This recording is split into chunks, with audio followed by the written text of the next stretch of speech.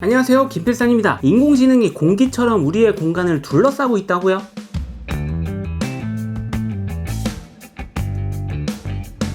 인공지능은 이미 우리를 지배하고 있습니다. 개인화 취향 추천 서비스로 말이죠. 우리가 음악을 듣거나 넷플릭스를 볼 때, 유튜브 컨텐츠를 볼 때, 광고를 보고 쇼핑을 할 때, 직장을 구할 때, 심지어 소개팅 앱으로 썸녀를 만날 때마저 나만의 취향을 인공지능이 추천해주는 것입니다. 이미 이 상황에 익숙해진 우리에게 인공지능이 갑자기 사라진다면 우리는 내 취향에 맞는 음악을 듣지도 못하고 멜론 탑 100 같은 순위 조작된 리스트나 들으며 우울해질 것입니다. 우리가 현재 접할 수 있는 인공지능은 돌아다니면서 요리를 해주는 로봇가 아닙니다. 영화 허에 나오는 말하는 보청기도 아니죠. 애플 시리나 구글 어시스턴트가 비슷한 걸 해주고 있지만 이용률은 글쎄요. 개인화 추천 시스템이야말로 현 시점에서 가장 흔하고 성공적으로 사용하고 있는 인공지능일 겁니다. 근데 이게 왜 인공지능이지? 인공지능 분야에서 학습된 데이터를 바탕으로 다른 데이터를 분류할 수 있는 능력이야말로 지능이라고 얘기합니다. 인공지능이 아닌 닌겐지능은 학습은 물론이고 감각을 느끼는 능력, 기억을 하는 능력, 추론이나 비유를 하는 능력, 말을 하는 능력 등 총체적인 인지적 능력을 가지고 있습니다. 그러나 인공지능은 단지 학습하고 분류할 줄만 알면 지능입니다. 겨우 이런 빈약한 능력을 바탕으로 얘네들은 고양이와 개도 구분하고 그림도 합성하고 영어도 번역하고 운전도 하는 겁니다. 개인화 취향 추천이라는 게 바로 학습하고 분류하는 인공지능의 특성을 한껏 살려 우리의 삶을 이미 뒤바꿔버린 강력한 능력입니다. 여러분이 살면서 보고 듣는 모든 컨텐츠들을 데이터로 수집해서 인공지능에 쳐넣으면 인공지능은 여러분의 히스토리와 다른 사람들의 히스토리를 통째로 학습한 후 우리가 아직 건드리지 않았던 다른 컨텐츠마저도 여러분이 볼만한 것과 여러분이 싫어할 만한 것으로 분류합니다. 그렇기 때문에 개인화 취향 추천은 말을 하지 못해도 운전을 하지 못해도 인공지능인 거죠.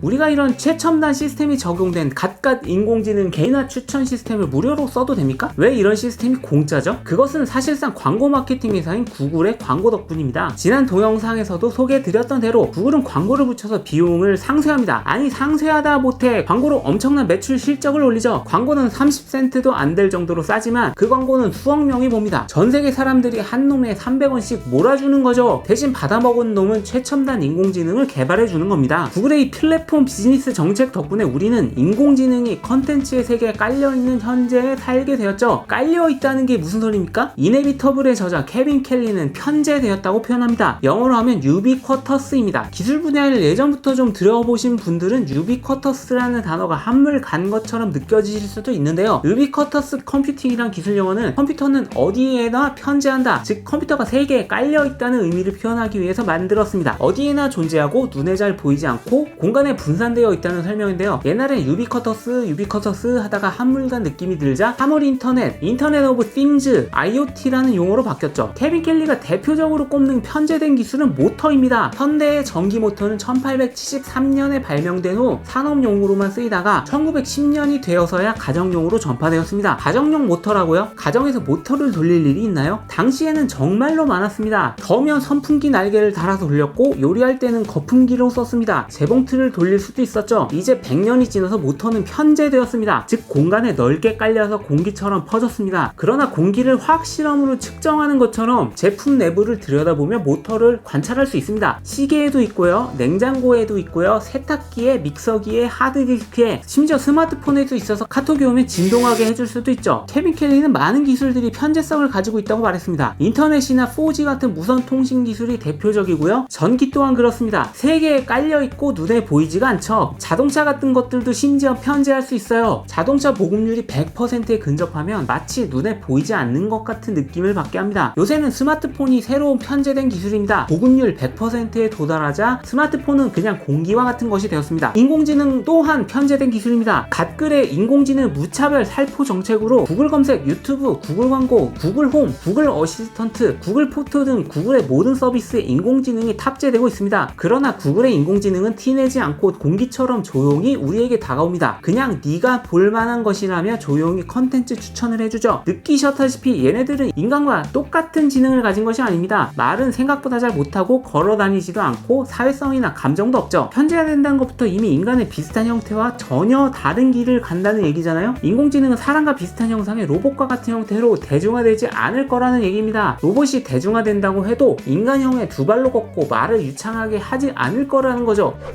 인공지능과 로봇은 사람이 할 줄 아는 것들을 대체할 것입니다. 지루한 반복 작업 같은 거, 장시간 운전이나 똑같은 피자 계속 만들기 같은 게 그렇죠. 사람이 예전에는 할 수 없었던 일들을 새로 만들기도 할 것입니다. 개인화 추천 서비스 같은 게 바로 그런 겁니다. 허접한 평론가 추천이나 랭킹 순위 추천 시스템은 감히 따라할 수도 없었던 추천이죠. 심지어 어떤 분야에서는 우리가 하고 싶어 할 거라는 것조차 몰랐던 일들을 인공지능이 새로 만들어서 하기도 할 거예요. 스마트폰을 가지고 있는 사람들을 그린 옛날 SF 영화를 보신 적 있습니까? 스마트폰은 옛날 사람들이 가지고 싶어 할 것이라고 조차 예상하지 못했던 물건이었습니다. 인공지능이 새로 만들 일들은 그런 것들일 수 있습니다. 인공지능이 인간의 할 일을 다 빼앗아 간다면 그것이 4차 산업혁명, 인공지능 때문에 일어난 대량 실업 사태 아닙니까? 우리는 백수가 되어서 여유롭게 정부로부터 기본소득을 받고 살면서 인공지능이 못한 일이 또 뭐 있지를 생각하게 되겠죠. 인공지능이 할 일을 빼앗긴 인간들은 심심한 나머지 인간만 할 수 있는 일들을 새롭게 만들어 나갈 거라는 겁니다. 그러나 나중엔 그 직업마저 인공지능이 할 수 있게 됩니다. 즉 인간은 또 실업자의 백수가 됩니다. 그럼 인간은 또 뭐 하지? 라고 생각하면서 돌아다니다가 또 다시 새로운 직업을 만들죠. 그럼 또 인공지능이 그걸 할 수 있게 되어버리고 이 무한 루프가 인간과 인공지능이 미래에 가지게 될 특별한 공생 관계입니다. 공생이라고요? 인공지능이 인간을 지배하고 인간은 백수가 되어버리는 디스토피아 포스트 아포칼립스 미래가 아니고요. 인간은 언제나 새로운 기술이 등장하면 직업을 잃는다고 징징거렸습니다. 대량 생산 기계가 나와서 백수가 된 네드 러드는 기계를 부쉈죠. 카카오 택시가 나오자 택시 기사들도 직업을 잃게 된 다음에 반대 운동을 했습니다. 그러나 기술은 결국 인간을 편리하고 안락하게 만들어줍니다. 인공지능도 마찬가지입니다. 일부는 백수가 될 것이지만 백수가 된 사람들 중 일부는 인공지능과 공생하는 방법을 깨우칠 것입니다. inevitable 단어가 뜻하는 바입니다. 기술은 불가피합니다. 정치나 사상주의를 반대할 수는 있지만 기술을 반대할 수는 없습니다. 인공지능은 다가옵니다. 여러분은 어떻게 생각하십니까? 지금까지 케빈 켈리의 inevitable을 인용해 말씀드렸습니다. 김필산이었습니다.